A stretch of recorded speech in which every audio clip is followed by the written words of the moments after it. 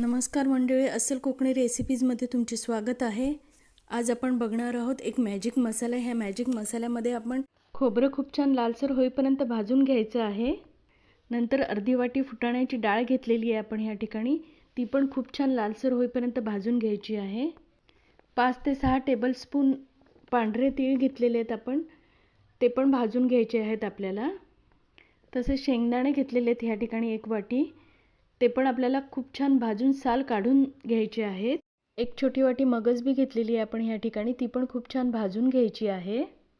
2-3 tablespoon काजू घेतलेले आहेत आपण ह्या ठिकाणी, ते पण आपल्याला खूप छान भाजून घ्यायचे आहेत। आता यामध्ये आपण एक थोडासा गरम मसाला ॲड करणार आहोत। अर्धी वाटी धने घेतलेले आहेत, 2 चमचे बडीशोप घ्यायची आहे ह्या ठिकाणी, 1 चमचा जिरे घेतलेले आहेत, लवंग आणि मिरी 3 ते 4 घ्यायची आहेत, 1 तमालपत्र, 2-3 बडी वेलची, दालचिनी घ्यायची आहे, 1-2 इंचाची दालचिनी घेऊन त्याचे बारीक तुकडे करून घ्यायचे आहेत आणि हे सगळं एकत्र भाजून घ्यायचं आहे आपल्याला। आता आपण भाजलेले सगळे जिन्नस एकत्र करून मिक्सरला लावून घ्यायचे आहेत। यामध्ये गरम मसाला पण ॲड करायचा आहे आपल्याला आणि मिक्सरला बारीक पूड करून घ्यायची आहे त्याची।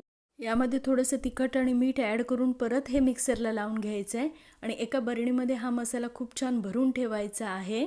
मसाला थंड करून भरून ठेवा। आता हा मॅजिक मसाला कसा वापरायचा आहे ते बघूयात आपण। ह्या ठिकाणी भेंडी घेतलेली आहे, ती चिरून घ्यायची आहे, त्याचे देठ काढून टाकायचे आहेत आणि मधून कट करून घ्यायची आहे। ती भेंडी मधून कट करून झाली की ती आपल्याला तेलावर फ्राय करून घ्यायची आहे। हा मॅजिक मसाला तुम्ही सगळ्या भरल्या भाज्यांमध्ये वापरू शकता। भेंडी आपल्याला हाफ कुक होईपर्यंत भाजून घ्यायची आहे। 2 ते 3 महिने हा मसाला खूप छान स्टोअर करून ठेवू शकता तुम्ही। माझ्या पद्धतीने ही रेसिपी तुम्ही नक्की करून बघा, तुम्हाला नक्की आवडेल। या हाफ चिरलेल्या भेंडीमध्ये पाहिजे तर तुम्ही मसाला भरून पण घेऊ शकता आणि नंतर डायरेक्ट तेलावर फ्राय करू शकता। दोन्ही पद्धतीने करता येते ही भाजी, पण मी ह्या पद्धतीने केलेली आहे। आता आपलं तेल तापलेलं आहे, यामध्ये जिरं मोहरी घेऊन कांदा घालून घेऊया आपण। आले लसणाची पेस्ट घालायची आहे, खूप छान परतून घ्यायचं आहे। 3 ते 4 चमचे हा मॅजिक मसाला घालून घ्यायचा आहे आपण ह्या ठिकाणी, तो पण खूप छान परतून घ्यायचा आहे। थोडंसं मसाले जळू नयेत म्हणून पाणी टाकायचं आहे आणि हे पाणी ॲब्झॉर्ब झालं की आपण भेंडी टाकून घ्यायची आहे आणि भेंडी खूप छान परतून घ्यायची आहे। झाकण टाकून त्याला 5 ते 7 मिनिटं वाफवून घ्यायचे आहे।